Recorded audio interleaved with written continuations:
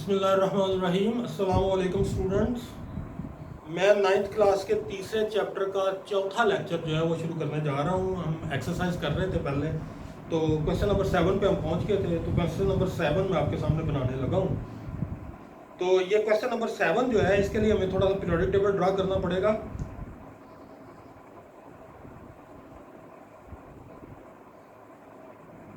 तो ज़रा ड्रा कर लें।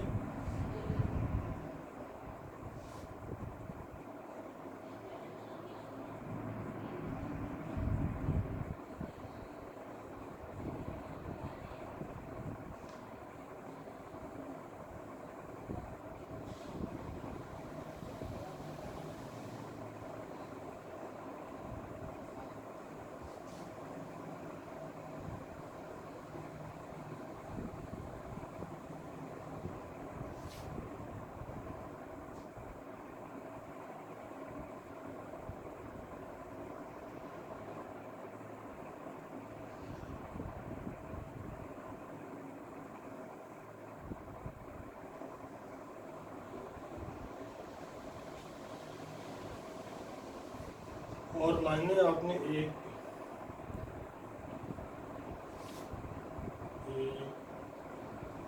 दो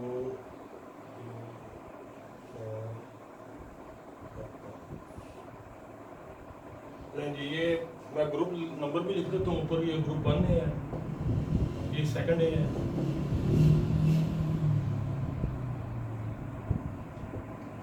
और इसके बाद जो है ये थर्ड है, इसके बाद फोर्थ है, 5 है, 6 है,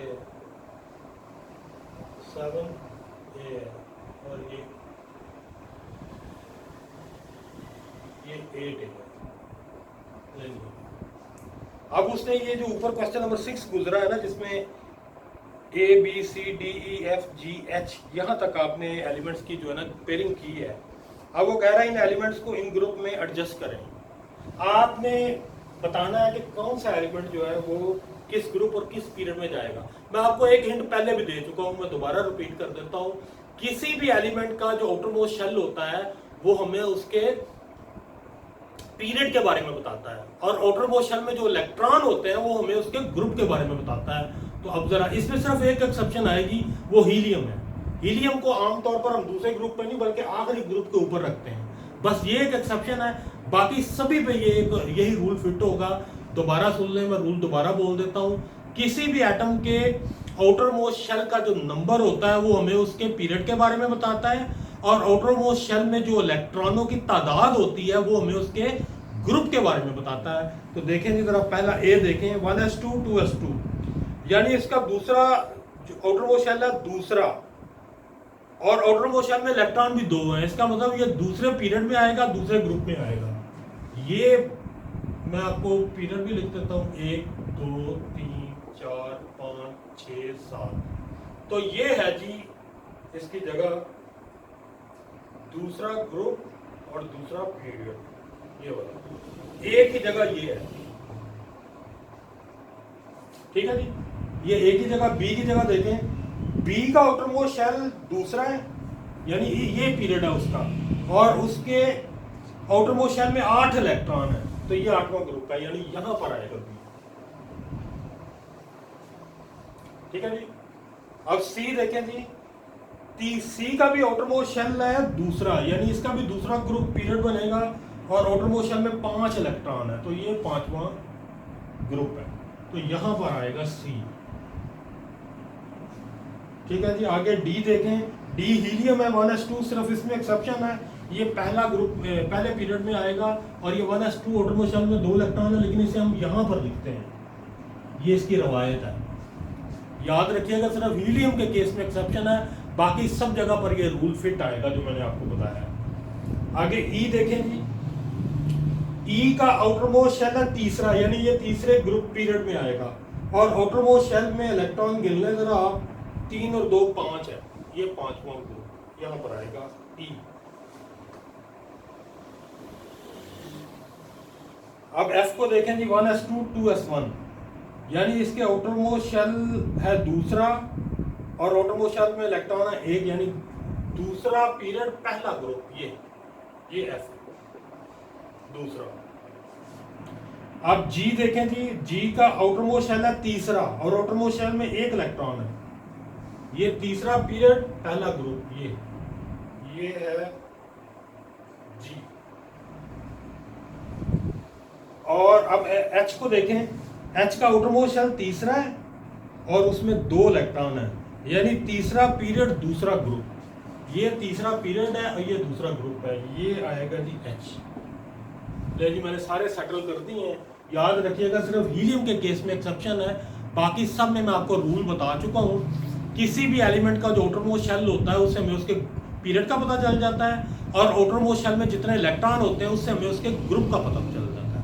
तो ये आपका क्वेश्चन 7 हो गया। आगे देखें जी, for normal elements the number of valence electron of element is equal to group number, find the group number of the following. ये बात अभी जो मैं बता चुके हटाऊँ आपको, ये वही बात दोबारा आ गई है। वो कह रहा है किसी भी एलिमेंट के आउटरमोस्ट शेल के जो इलेक्ट्रॉन होते हैं जिन्हें वैलेंस इलेक्ट्रॉन कहते हैं, वो हमें उसके ग्रुप नंबर के बारे में बताते हैं। तो वो कहते हैं जिन सबका ग्रुप नंबर फाइंड करें। तो ये सारे एलिमेंट लिखे हुए हैं, इनकी इलेक्ट्रॉनिक कन्फिग्रेशन लिख लें तो आपको पता चल जाएगा कि इनका ग्रुप कौन सा है, क्योंकि आउटरमोस्ट शेल के इलेक्ट्रॉन से हमें पता चलना है इसका ग्रुप कौन सा है।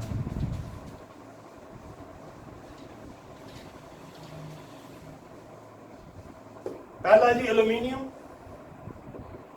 13 है जी, इसका atomic number 1s2 2s2 2p6 और 3s2 3p1। ये है इसका आउटरमोस्ट शेल, और आउटरमोस्ट शेल में आपको 3 इलेक्ट्रॉन नजर आ रहे हैं, इसका मतलब एल्यूमिनियम का ग्रुप नंबर 3 है। सल्फर देखें जी, सल्फर का एटॉमिक नंबर है 16, 1s2 2s2 2p6 3s2 और 3p4। देखें जी, इसका आउटरमोस्ट शेल जो है वो तीसरा है और इसके आउटरमोस्ट शेल में आपको 6 इलेक्ट्रॉन नजर आ रहे हैं, इसका मतलब सल्फर छठे ग्रुप में है। आगे पोटाशियम देखें जी, 1s2 2s2 2p6 3s2 3p6 और 4s1। पोटाशियम का आउटरमोस्ट शेल है चौथा 4, और इसमें आपको एक ही इलेक्ट्रॉन नजर आ रहा है, इसका मतलब पोटाशियम जो है वो पहले ग्रुप में है। और ऑक्सीजन देख लें जी, 1s2 2s2 2p4। ऑक्सीजन का आउटरमोस्ट शेल है दूसरा और इसमें आपको 6 इलेक्ट्रॉन नजर आ रहे हैं, 4 और 2 6, इसका मतलब ऑक्सीजन छठे ग्रुप में है। तो ये आपका क्वेश्चन 8 भी हो गया। आगे लिखें, आगे चले जी, कहता जी write the valence shell electronic configuration of the following group. अब आपने किसी एलिमेंट की नहीं पूरे ग्रुप की लिखनी है, तो हम जनरल वर्ड यूज करेंगे, यानी एन वगैरह, बकायदा नंबर नहीं हम डालेंगे, शेल का नंबर नहीं डालेंगे। देखें जी, पहले है जी अल्कली मेटल, ये क्वेश्चन 9 है। अल्कली मेटल देखें,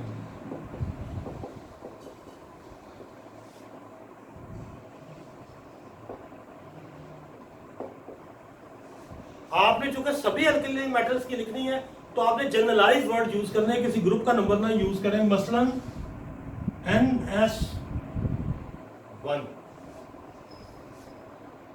ठीक है जी। मैंने देखें ग्रुप का नंबर नहीं यूज किया, क्योंकि सोडियम के केस में आउटरमोस्ट शेल है तीसरा, लिथियम के केस में है दूसरा, तो और इसी तरह पोटाशियम के केस में है तीसरा।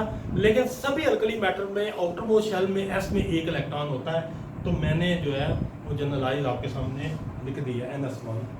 अल्कलीन अर्थ मेटल देखें जी, P,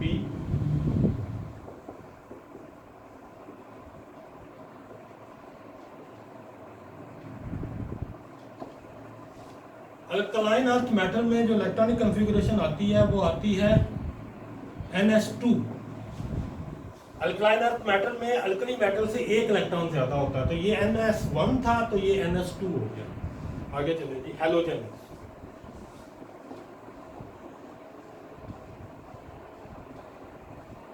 हैलोजेंस में आउटरमोस्ट शेल में 7 इलेक्ट्रॉन होते हैं,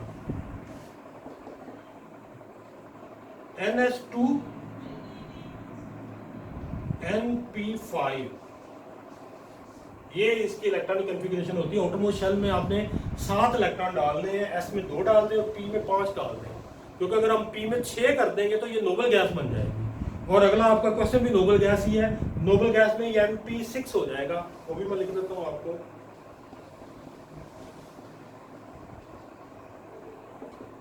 NH2 Np6। चलें, ये भी इलेक्ट्रॉनिक कॉन्फ़िगरेशन होगी है सबकी। अल्कली मेटल में देख लें, एस में 1 इलेक्ट्रॉन होता है आउटरमोस्ट शेल के। अल्कलीन अर्थ मेटल में आउटरमोस्ट शेल के एस में 2 इलेक्ट्रॉन होते हैं। हैलोजेंस में आउटरमोस्ट शेल में एस में 2 होते हैं, पी में 5 होते हैं। और नोबल गैसेस में एस में 2 होते हैं और पी में 6 होते हैं। यानी आपका आउटरमोस्ट जो शेल होता है ना, वो कंप्लीट हो जाता है। तो ये आपका जी हो गया, क्वेश्चन नंबर 9 भी हो गया। क्वेश्चन नंबर 10 की तरफ आप आएँ। Right electron dot symbol for an atom of the following element. Electron dot symbol से मुराद ये होता है कि ये जितने भी एलिमेंट्स हैं इनकी हम सिंबल लिखेंगे और इसके गिर्द हम डॉट में इलेक्ट्रॉन लिखेंगे जितने भी इनके आउटरमोस्ट शेल में इलेक्ट्रॉन होते हैं। याद रखिएगा, इस सिस्टम में हम सिर्फ आउटरमोस्ट शेल के इलेक्ट्रॉन जो है उनको इंक्लूड करते हैं। क्वेश्चन नंबर 10 जरा दोबारा देखें। Right electron dot symbol for an element of the following element, for an atom of the following element. आपने सिंबल लिखी हुई है एटम की, उसके गिर्द इलेक्ट्रॉन्स के डॉट लिखने हैं और ये इलेक्ट्रॉन जो है आपने सिर्फ वैलेंस इलेक्ट्रॉन जो है ना वो डॉट की शक्ल में लिखने हैं। पहला इसका देखें, बी की आउटरमोस्ट शेल में 2 इलेक्ट्रॉन होते हैं, तो आप इसके साथ 2 इलेक्ट्रॉन जो है वो शो करते हैं। चलें आगे, पोटाशियम है। पोटाशियम के आउटरमोस्ट शेल में 1 इलेक्ट्रॉन होता है, तो आप उसके साथ 1 इलेक्ट्रॉन शो कर दें। इसी तरह आगे नाइट्रोजन है।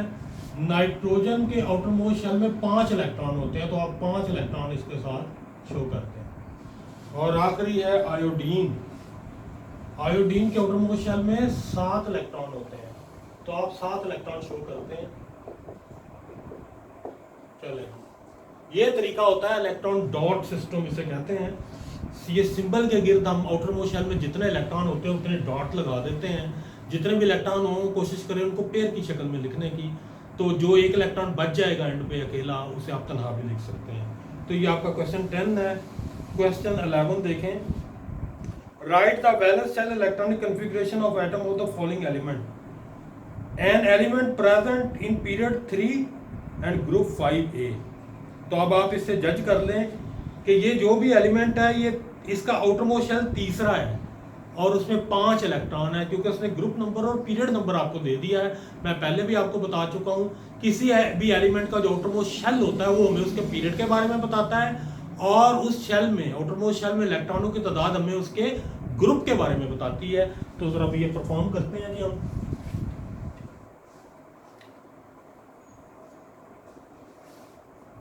तीसरे शेल तक जाएं आप। 1s2 2s2 2p6 3s और 3p। ये आपका तीसरा शेल आ गया। इसमें आपने ग्रुप 5 है, तो इसका मतलब आपने इसमें 5 इलेक्ट्रॉन डालने हैं। 2 इसमें डाल दें और 3 इसमें डाल दें। और ये एलिमेंट है फास्फोरस। हाँ जी, ये फास्फोरस है, पी, जिसे पी से ज़ाहिर करते हैं। उसका एटॉमिक नंबर होता है 1531। ये वो एलिमेंट है। अब इसका बी पार्ट है, N element present in period 2 and group 6। यानी दूसरे शेल में 6 इलेक्ट्रॉन आपने डालने हैं। तो आप आए लिखें जी जरा इसकी इलेक्ट्रॉनिक कॉन्फ़िगरेशन। 1s2 2s2p और उसमें 2 इलेक्ट्रॉन इसमें डालें और 4 इसमें डालें। ये ऑक्सीजन की इलेक्ट्रॉनिक कॉन्फ़िगरेशन है। ये भी आपका हो गया है।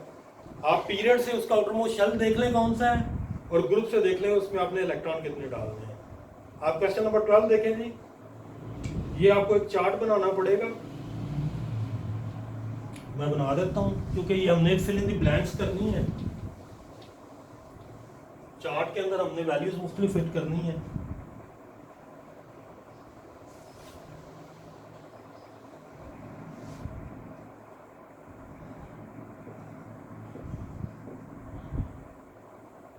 ये है जी एटॉमिक नंबर, ये है मास नंबर, ये है नंबर ऑफ प्रोटॉन्स, यह नंबर ऑफ न्यूट्रॉन्स, और ये है नंबर ऑफ इलेक्ट्रॉन्स।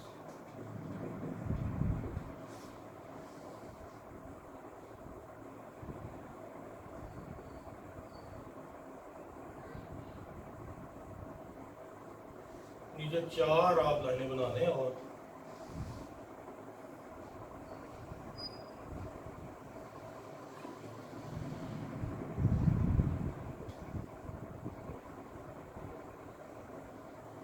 देखें, पहली लाइन है उसमें एटॉमिक नंबर 11 दिया हुआ है और नंबर ऑफ न्यूट्रॉन 12 दिए हुए हैं। बाकी जो फिल इन द ब्लैंक्स है वो आपने खुद करनी है। अब एटॉमिक नंबर से हमें नंबर ऑफ प्रोटॉन का पता चल जाता है। 11 एटॉमिक नंबर है तो 11 ही प्रोटॉन है, और आपको पता है किसी भी एटम में प्रोटॉन और इलेक्ट्रॉन बराबर होते हैं, तो इलेक्ट्रॉन भी 11 है।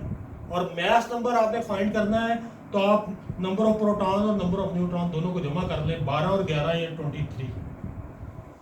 ये कंप्लीट हो गया। दूसरी लाइन पर आप आए। दूसरी लाइन में हमें उसने दिया हुआ है नंबर ऑफ प्रोटॉन दिए हुए 14, नंबर ऑफ न्यूट्रॉन दिए हुए 15। बाकी खाने जो है वो आप फिल करेंगे खुद। तो 14 अगर प्रोटॉन है तो 14 इलेक्ट्रॉन होंगे।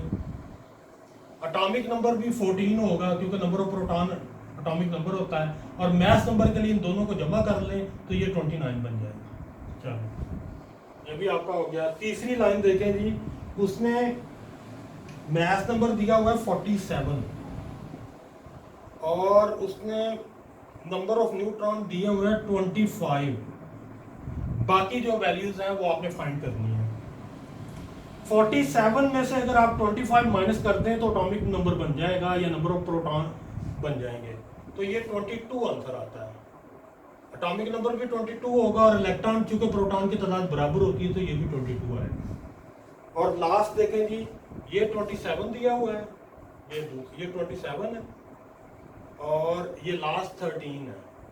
बाकी वो वैल्यूज आपसे पूछ रहा है। अब उसने नंबर ऑफ इलेक्ट्रॉन आपको दे दिए तो इसका मतलब आपको एटॉमिक नंबर का भी पता चल गया, नंबर ऑफ प्रोटॉन का भी पता चल गया, क्योंकि ये तीनों चीजें सेम होती हैं। 13 इलेक्ट्रॉन है तो 13 प्रोटॉन होंगे, 13 एटॉमिक नंबर होगा।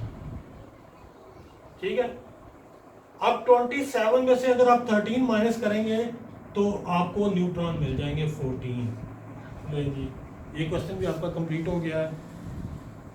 क्वेश्चन नंबर, चले जी बाकी ये कुछ सवाल रह गए, ये आपके नेक्स्ट लेक्चर में करेंगे। Thank you.